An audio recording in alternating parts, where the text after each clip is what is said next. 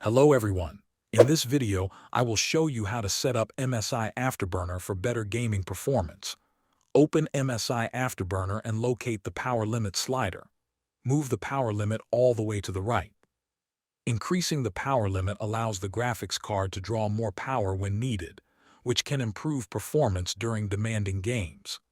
Next, move the core voltage slider all the way to the right if your graphics card allows it. Some GPUs have this option locked, which is completely normal. Now increase the core clock slowly in small steps of about 25 MHz until you reach around plus 75 MHz or plus 100 MHz. After that, increase the memory clock to around plus 400 MHz or plus 500 MHz.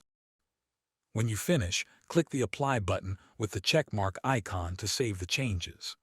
Next, click the Settings button and open the Fan tab. Enable user-defined software automatic fan control. Adjust the fan curve so it reaches 40% at 40 degrees Celsius, 60% at 60 degrees Celsius, and 100% at 80 degrees Celsius. This helps keep the graphics card cool and prevents thermal throttling during long gaming sessions. Finally, run a benchmark like Furmark or superposition to test stability.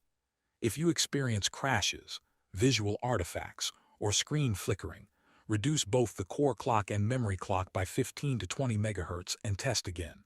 Repeat this process until your system is completely stable. Thanks for watching.